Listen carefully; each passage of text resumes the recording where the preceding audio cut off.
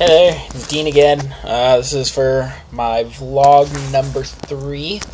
And let me get that set up right. Alright, that was good.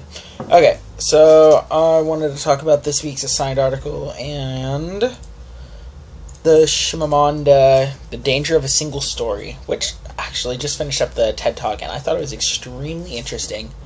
One of the things I really liked was how she got down to what we subconsciously do when we read stories, how we make assumptions that we associate the properties that they give to the one person in the story or the one group of people in the story to everything in real life. So, especially a lot of times in stories, things are exaggerated because that's what makes for a good story, obviously. But when I'm told a story about the stuff going on in Uganda, like, I don't think about any happiness or, like, happy people. I think of invisible children and all the bad crap that's going on over there. And I feel like that's maybe one of the problems we have with telling stories about things no one really knows much about, is they associate all the bad things that are going on there to what the only things that go on there. And I feel like that's a really big problem as well. Also, one thing I remember, one thing I had a problem with was one thing I do have a problem with is when people from another country come over here, we have this like sort of formed prejudice against them, maybe not against them, but of an idea about them regarding because we don't know much about where they came from and we don't ask, we assume, so we think like, oh, well, this person must have been abused as a child, or one of their family members, maybe they're off at war right now, and like, in a lot of places, that's not the case. There's a lot of times when people just lived pretty normal lives, and we just don't really think about that. So yeah, that's a bit of my rant before I get on to some actual talking points about this.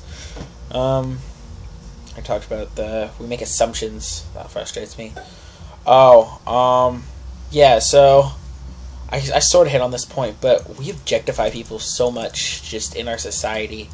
And I think it's just kind of disgusting. Especially women and men, how we just objectify them. And I'm not saying I'm one who doesn't. And, like, I don't know, maybe I do it subconsciously, whatnot. Like, oh yeah, she's really cute or something. You know what I mean? Like, we don't think about, like, the personality, or we just objectify them for sex sometimes. And we sort of do that with people from other countries, too. We're like, oh, well, they have black skin, so they must have had a hard life growing up, and that's not always the case. Like, sometimes people's lives have just been fine, and I think that's a problem with how much we objectify people, and it's not right. From the stories we hear, we form prejudice. I sort of already went over this, but again, when we hear a story about a little kid in Africa who doesn't have any food, we think every little kid in Africa doesn't have food. They talk about millions especially, and we have to remember that there are like 6 billion people worldwide, so millions isn't a whole lot. And don't get me wrong, I'm not saying it's not a problem. I think it's a huge problem and issue that needs to be fixed, because we do have enough food on this earth for everyone. But we do need to remember that if we talk about someone who came from Africa, like, we can't associate all the things we hear in TV or television or books or stories from other people to everyone from a certain country. Africa isn't a country, like she was saying in the video. But, it's a big place. So, yeah. One of the last points I want to hit on is we need to talk about more positive stories. I feel like all the stories we hear about in the media are negative, for the most part, and I guess that's kind of what gets attention, because I guess what always confuses me is, why don't people want to hear positive stories? Positive stories are supposed to be uplifting, like, I guess maybe it doesn't get anyone's adrenaline going or anything, or I'm really not sure what the idea is behind it. I don't know why. I sometimes enjoy negative stories more myself, too. Maybe it makes us feel better about ourselves, like the situation we're in. Reinforces our behavior as to why we're good people or something. I'm not exactly sure the psychology behind it, but I get really, really frustrated with how negatively our society talks and how we kind of just all take it.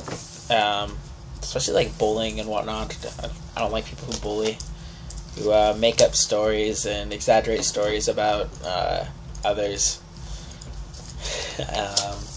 and keep doing those kinds of things. I thought her talk was really informative. And although she talked a lot about books, I think the stories she was referring to can really be looked at on a much wider and more broad scale. I guess just stories are how we share our background and how we communicate, and how we show people who we are by what kind of stories we tell. And maybe we all just need to change our perspective a little bit and start telling happier stories that encourage good behavior.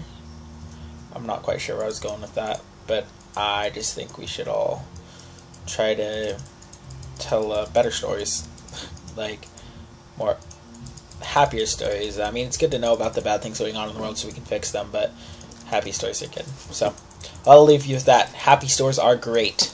Thank you very much.